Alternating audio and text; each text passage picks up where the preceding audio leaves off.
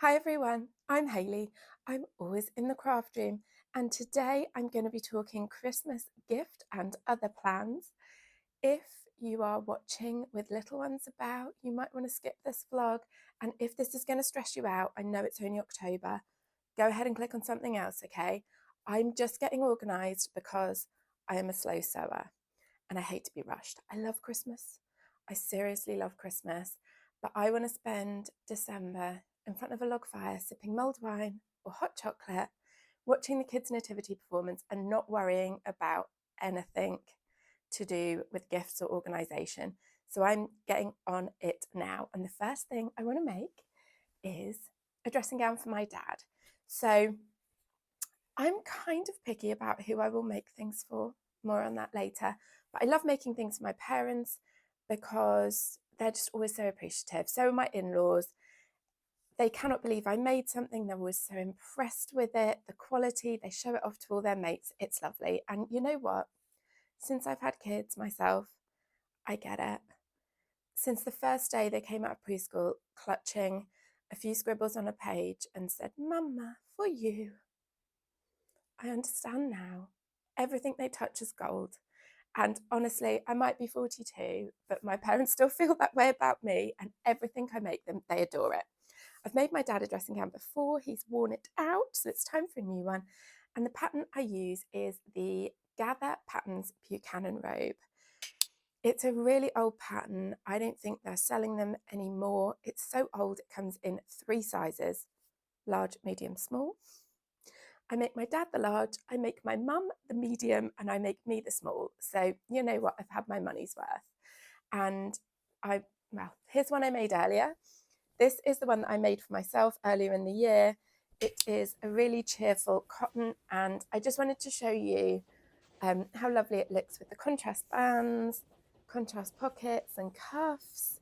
So I've got this fabric that I'm thinking of using for my dad now. There is a backstory. And tell me what you think. Maybe I'm totally out of line here. I don't know. So my mum and dad travel a lot, and my mum is always on the lookout for little bits and bobs to get me, and often comes back with fabric, which is so thoughtful of her and really lovely. And often she hits the mark perfectly. This year they were in Malaysia early in the spring, and they came back with 2 cuts of fabric, one of which I absolutely love. I adore. It's one of my all-time favourite pieces of fabric. I haven't cut into it because I'm nervous. But the other one was this, and sorry, Mum, it's nice, but I can't see what I would make for myself from it.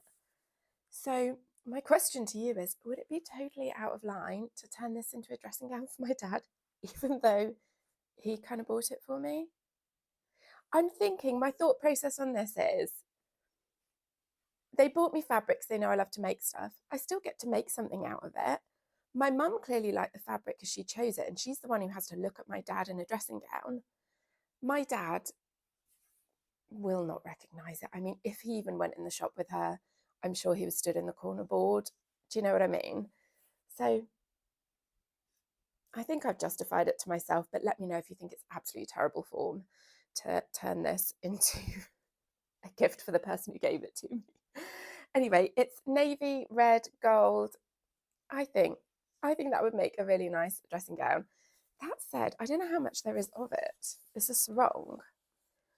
But I wonder if I could use that for the front and back panels and the sleeves, and then get just a plain navy to do this contrast bit.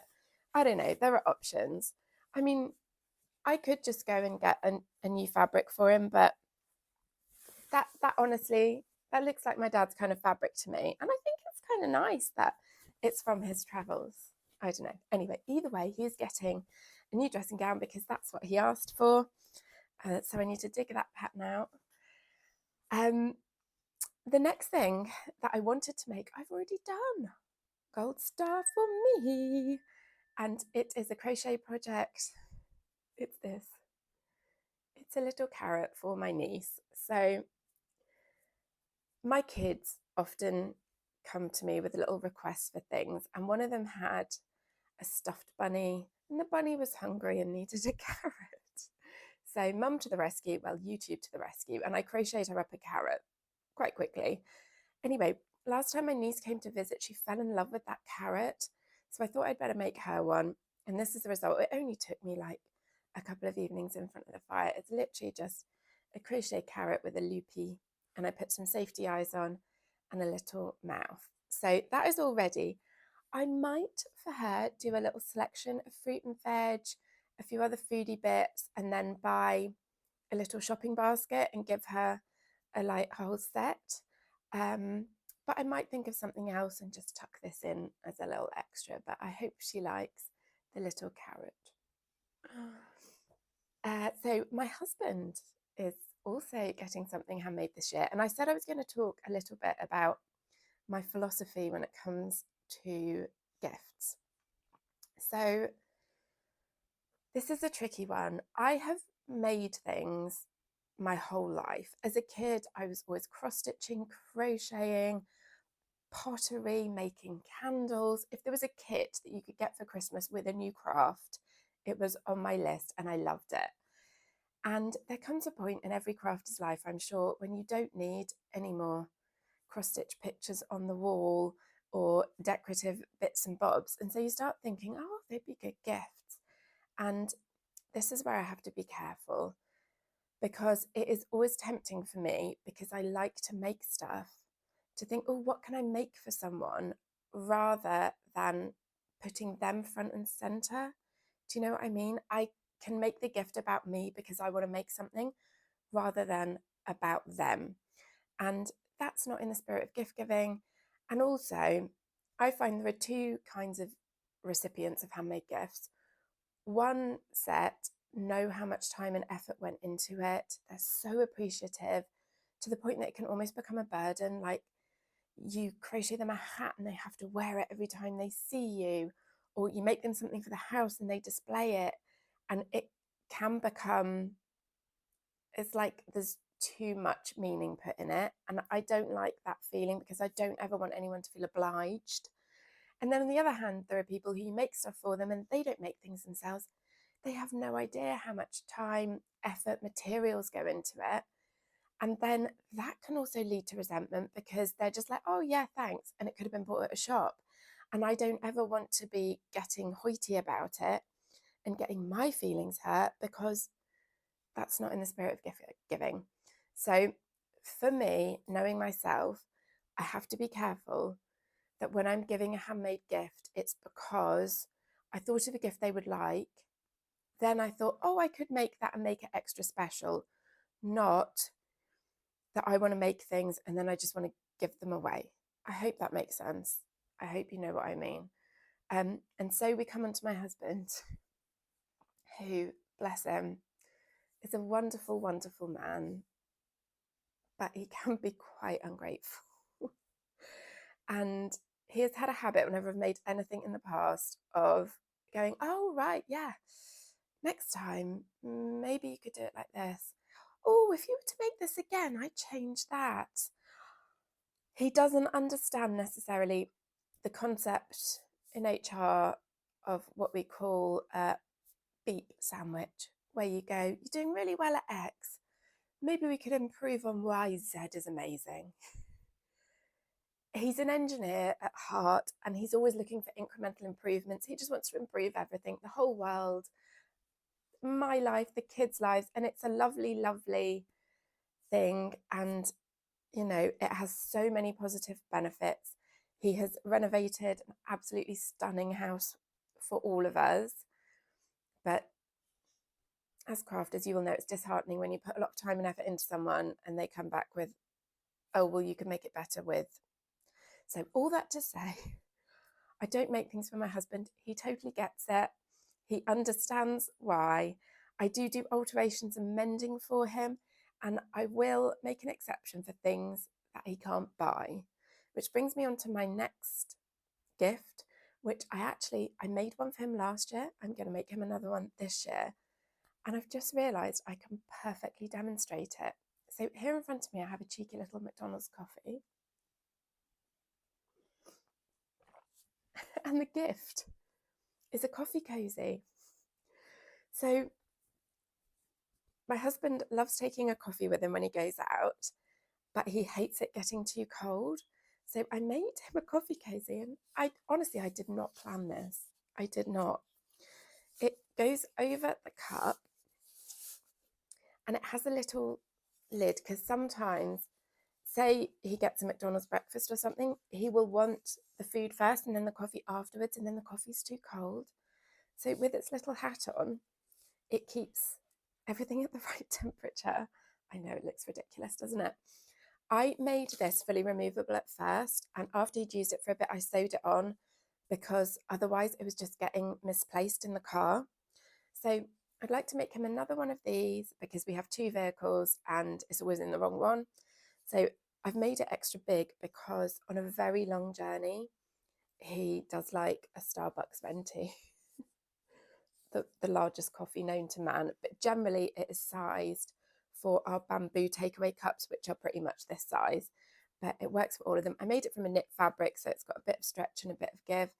And honestly, it was the easiest project to do. I had not long since made or recovered a lampshade. So I knew how to get a conical shape pattern piece by lying it flat, marking top and bottom, and then rolling it across a piece of paper, marking when I got back to the same point, and then joining them in a bit of an arc. So luckily that was fresh in my mind. That's exactly what I did. The top, I just cut a big circle and put some elastic in the edge. I did have to do it twice because the first one was way too small. But yeah, I'm going to make him a second coffee cozy. The fabric was a scrap of jersey. It's that really popular cable knit jersey that I've seen all over YouTube. And unpopular opinion alert, but I made a top out of this and I hated it. It was just a jumper to wear after yoga, and I've had to give it away because the texture on the inside, I just could not get on with. So I've been surprised to see so many people buying it in every different colour. Maybe it's just me, it must be. But yeah, I still have some scraps, so I might make him another one in this exact fabric if I can because the stretch is good. Anyway, cheers. So I also wanted to show you a project that I made last year. And this is something for the kids. It is an advent calendar, a reusable one. And it is this fabulous, it was a Macawa kit and it's got all of the London icons on it, a red bus, a black taxi, a post box, the London Eye, St Paul's Cathedral, Big Ben. Yeah, it's just so cute and adorable. My kids love going up to London. They're always so excited when they see a red bus, Big Ben, Buckingham Palace. And when I saw this, I just thought, what an adorable classic Christmas decoration. And they're little pockets, and into them, I personally just buy multi-packs of Christmas shapes. So Aldi often have them, just a little box with chocolate coins, or last year they had some £10 notes, which were quite funny, reindeers, all that kind of stuff. And I just tuck them in a little chocolate every day. And I just thought that was so nice because I can bring it out every year. It's reusable. I will say, so this is a Macawa kit. I actually, top tip here, I bought this on eBay in like January or February because they are quite expensive new. And actually, I think this particular design had been discontinued, so I was looking on eBay for it. But I've got to say, I've not been impressed with it as a kit. The way I just followed the instructions and the way they have you do it, all of these are unfinished inside. You literally turn, iron, stitch on the pockets, and I do wish I had overlocked each of the pocket edges before I stitched them down. I don't know if I thought they were going to instruct something else afterwards or what, but yeah, that kind of annoyed me a little bit. Also, behind there is the picture. So when you start it and when you finish it, it looks no different at a glance. You've just got the pockets on. So it wasn't a particularly satisfying project to make. And this is the bit that really annoys me. See how floppy it is? So it comes with no backing. I bought this backing myself to do it, and I made the binding myself. And then it just says you might want to add hanging loops at the top to hang it up, but there's no instructions on how to do it, on when to do it. So it's not functional as it is. It's supposed to be a kit for an advent calendar, and what you end up with is actually, it looks more like a quilt.